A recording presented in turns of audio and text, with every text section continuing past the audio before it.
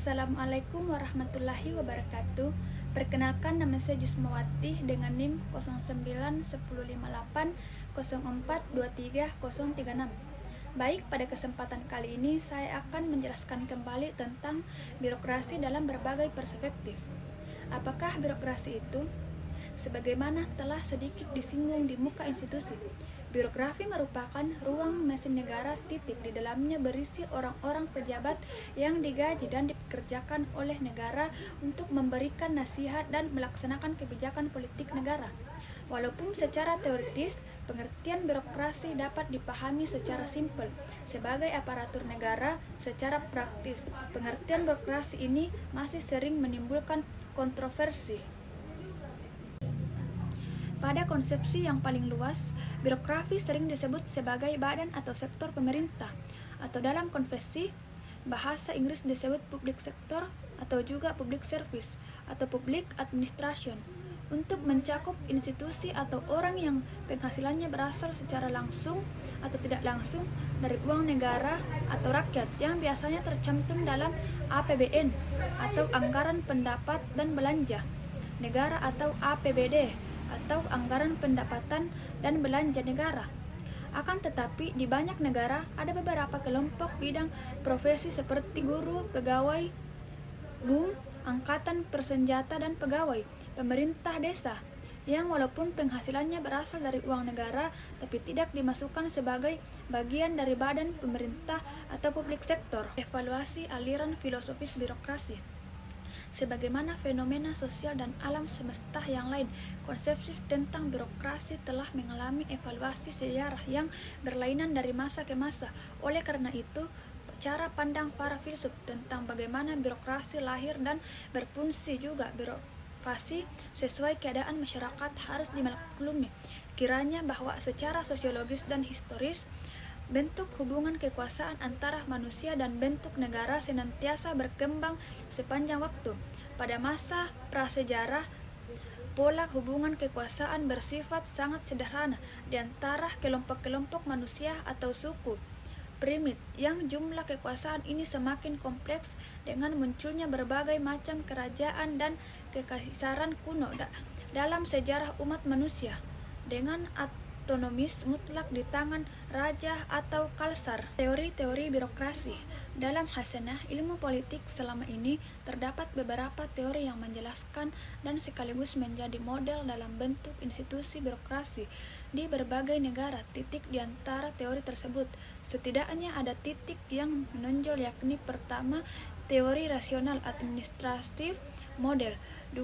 teori Feuerbach model, 3. teori Berautif of Surface model, dan teori New Public Service.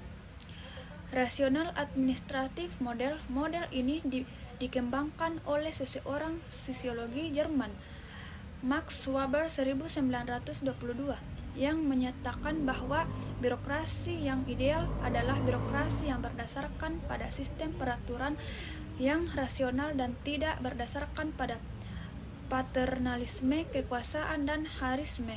Feuerbach model. 9 teori ini berdasar pada pemikiran bahwa birokrasi merupakan alat penghalang atau biada rakyat dalam melaksanakan kekuasaan. Pemikiran bahwa birokrasi merupakan alat membendung kekuasaan rakyat yang diwakili oleh politis memiliki keterkaitan erat dengan ideologi Marxisme.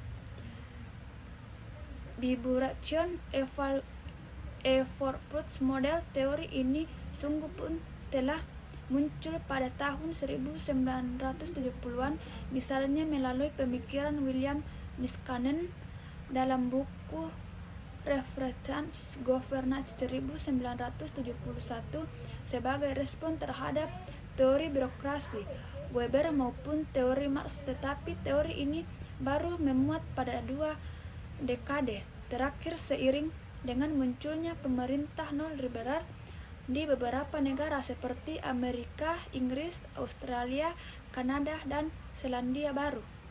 New Public Service Model. New Public Service Model merupakan teori anti-desa atau penentangan terhadap pemikiran bahwa peranan birokrasi hendaknya diserahkan kepada mekanisme pasar. Menurut teori ini, sebagaimana dikemukakan oleh Den Haag 2000, birokrasi bagaimanapun memiliki peranan dan corak kerja yang berbeda dengan sektor pasar, dan peranannya tidak mungkin digantikan oleh pasar.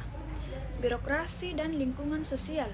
Membicarakan konsepsi dan kinerja birokrasi dalam suatu negara juga terkait dengan pembahasan corak kultur, sistem sosial, budaya, ekonomi, dan politik masyarakat. Semua faktor itu memberikan pengaruh yang kuat terhadap bentuk, struktur, kinerja, dan sistem nilai birokrasi di masing-masing negara.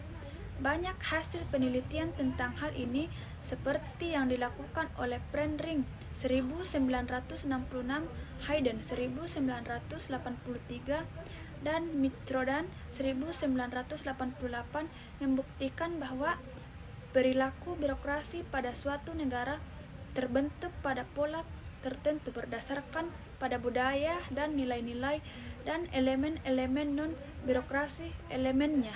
Elemen non-birokrasi elemen yang ada pada negara itu. Sekian dari saya. Wassalamualaikum warahmatullahi wabarakatuh.